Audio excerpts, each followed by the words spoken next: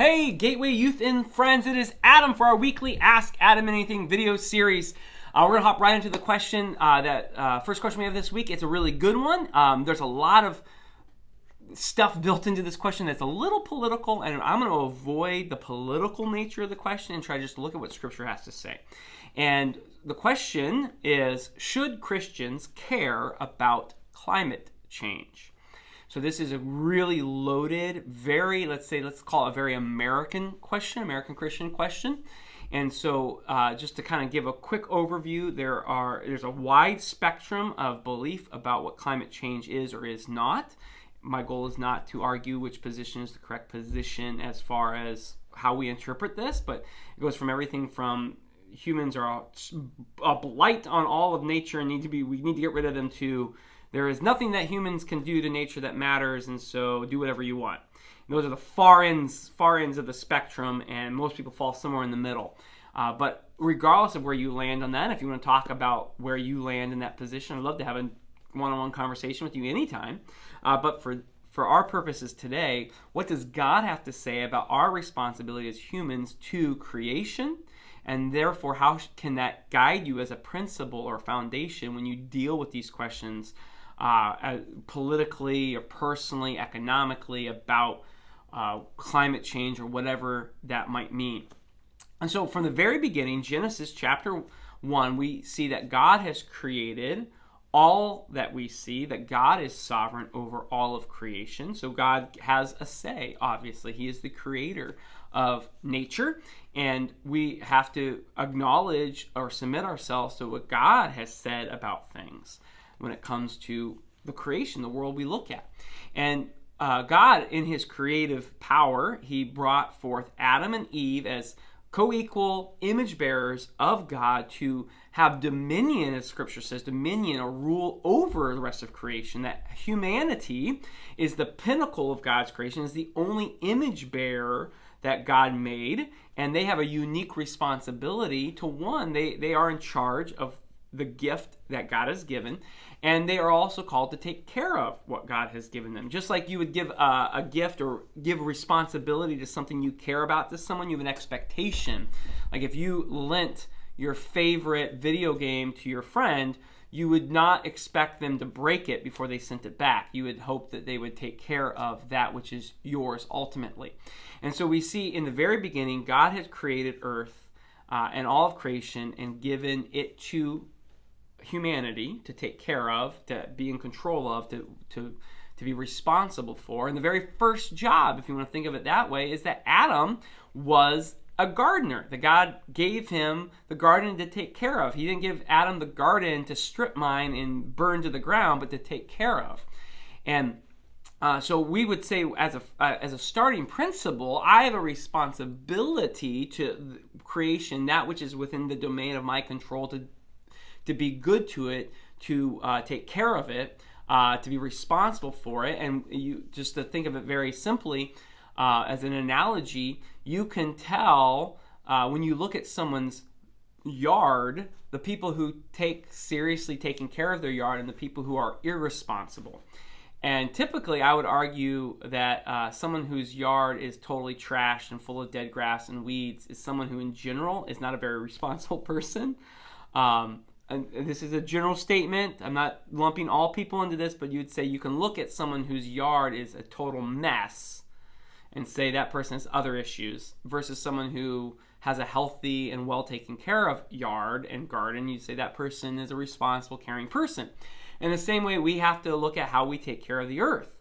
Regardless of where you land on what's happening to the icebergs, I think we can be reasonable and say the destruction, strip mining destruction of the forest and burning down of everything and leaving nothing behind except dead soil is probably not honoring to God telling us to take care of it. And so again, I'm not arguing for like some Greenpeace idea of sustainability where humanity should go away, but I'm saying let's have a wisdom that God did entrust us with the earth. And so what are you doing to take care of it? For instance, you shouldn't probably throw your garbage out on the ground. You should take responsibility for how you take care of your garbage. That's a reasonable position as a Christian. And then you can extrapolate that into a bigger context to say, as humans, should we be destroying what we're using, or should we be responsible and caring for how we use it? But there's a balance. There's a balance to that, which is that humanity, God cares about how we take care of other people, and we can't use the excuse of taking care of the environment as a way to ignore the needs of other people. In Matthew chapter 15, Jesus calls out the Pharisees in a very, and I think, practical way to applying to our situation. And what would happen is there was a term that could be used, a religious term, meaning that would be an indication that you've dedicated something to the Lord. And it'd be something like a long-term promise. Like, when I die, my farm is going to go to the temple. Or when I die, I'm going to leave my inheritance to the priests. Or whatever it would be. Like, you're committing or dedicating something to God at some point. And what was going on is people in your family would come to you and say, I need help, I'm destitute, I need food. And you would say, oh, I wish I could help you, but I've already committed all my extra money to God, and so sorry about your luck. I don't have anything to give you. And so people were using that as an excuse to ignore the needs of people in their life. Whether or not they were really going to commit that money or that land or that food to God, they were using that as a way to get out of doing what they should be doing.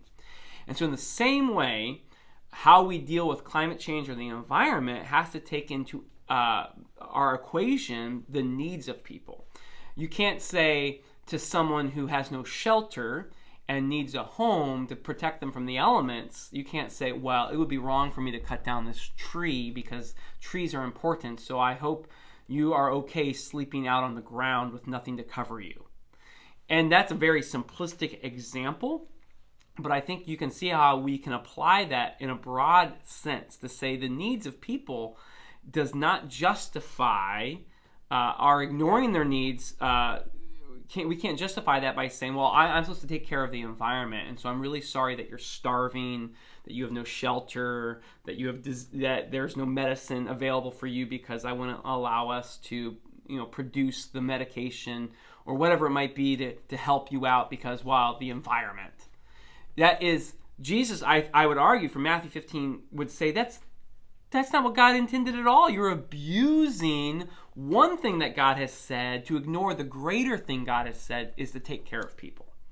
And so I hope those two kind of frameworks allow us to kind of integrate how do we deal as Christians with the world around us, which is one, absolutely, be responsible. We should advocate for responsible policies in my personal life in general.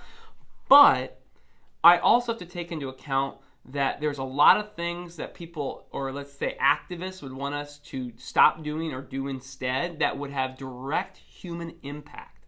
Starvation, loss of life, loss of shelter and protection, that we can't say, well, I guess for the rare wombat species, I'm going to have to let all these people die without food or shelter. You'd say, no. We have to take into account first things, which is God's desire to protect his image bearers.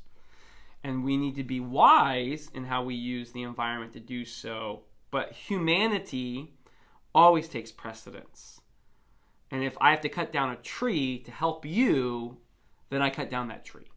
I hope that's helpful. Again, it's a big topic. There's a lot that can be said about it, but I hope that gives you a framework or an ability to kind of figure out how you apply God's truth to that big question. Have a great week.